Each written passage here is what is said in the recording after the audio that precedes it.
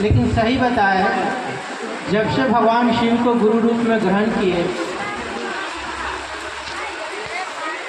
फुर्सत ही नहीं मिला, गुरु कहीं जाने का मौका ही नहीं दिया। लेकिन जब गुरु नहीं बनाए थे, तारकेश्वर बाबा धाम बहुत गया। हमने देखा है, ये अनुभूति है, जो लोग तारकेश्वर बाबा धाम गए हैं, जब भी सुल्तानगंज या सावरा पुलिस से हम लोग पानी उठाते हैं, उद्देश्य मात्र एक हमारा रहता है कि बाबा के पास जाना है। क्या उद्देश्य रहता है? बाबा नगरिया दूर है, जाना जरूर है। एकमात्र यही उद्देश्य। ये 3 दिन का सफर में हम सारी संकीर्ताएं भूल जाते हैं। न कोई घर की चिंता रहता है, न काम की चिंता रहता है, न और कोई चिंता रहता है। एकमात्र याद रहता है बाबा के पास जाना है, दूसरा कुछ याद नहीं रहता। 3 दिन की यात्रा।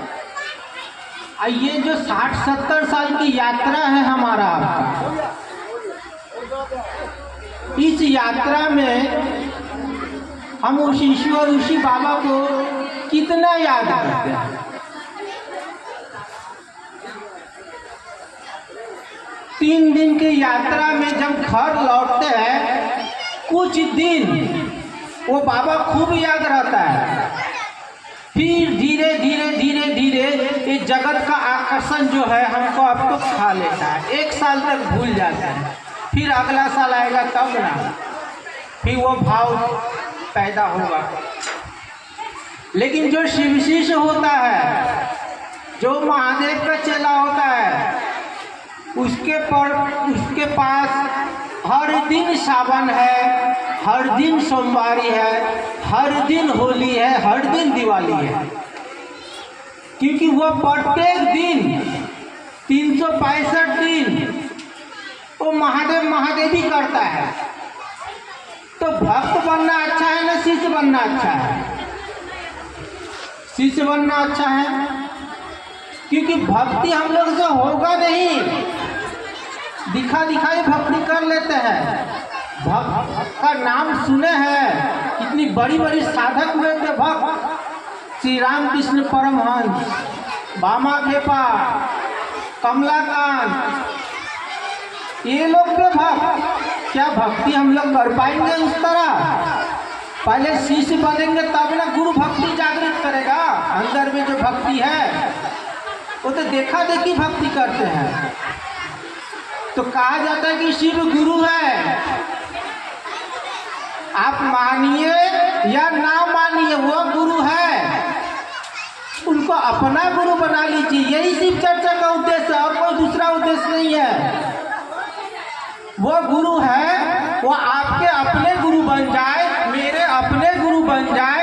इसी के लिए इस तरह की कार्यक्रम रखा जाता है। साप्ताहिक चर्चा हो, 1 दिवसीय चर्चा हो, इसलिए रखा जाता है। घरोली चर्चा हो कि वो शिव गुरु है, मेरे और आपके अपने गुरु बन जाए। बनेंगे कैसे? क्या करने से बनेंगे? दूसरों को बनाने से बनेंगे। दूसरों को मन में शिव गुरु को बैठा देना है, दूसरे को दिल में शिव गुरु का प्रकटीकरण कर देना है, तब उनसे रिश्ता जुड़ा होगा, अन्यथा नहीं होगा। आप कितनों पूजा कर लीजिए, कितनों साधना कर लीजिए, कितनों उपासना कर लीजिए, कितनों मिश्री बादाम और अगरबत्ती चढ़ा लीजिए, संभव नहीं है।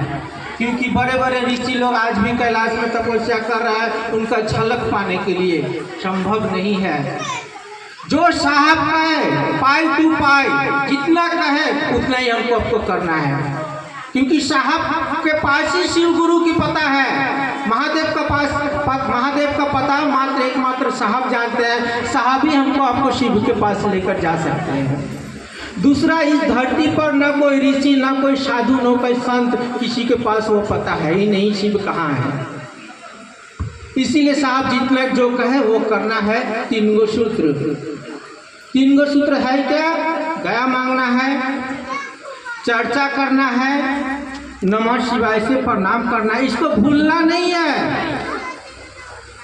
इसको भूल जाइएगा तो शिष्यता ही खत्म हो जाएगा। ये तीनों सूत्र को अपना समझना है कि ये तीनों सूत्र हमको करना है, कौन कर रहा है कौन नहीं कर रहा हमको देखना नहीं है, हमको करना है ये तीनों सूत्र।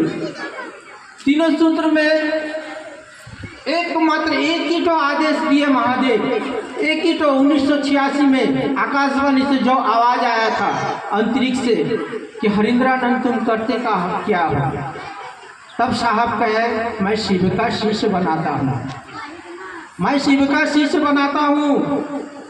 तब महादेव कहे असत बोलते हो तुम, करने को क्या कहते हो। देखिए झूठ और असत में फर्क होता है, समझाएं इस बात को, झूठ और असत में फर्क होता है। जैसे छोटा बच्चा को समझाइए कि दूध कितना होता है, 2 और 2 कितना होता है, वो कहेगा 5, उसके जोर में 5 आया, लेकिन हमको लगता है कि वो 4 होगा, वो असत बोला, झूठ नहीं बोल रहा, उसके दिमाग में 4 5 ही है। तो साहब को कहे करने को क्या कहते हो, साहब चुप हो गए, साहब चुप हो गए। तब महादेव के लोगों को करने के लिए कहो, करने को कहो, शिव शिष्य बनाओ, यही काम हमको आपको करना है। इसी बात को पर ध्यान रखना।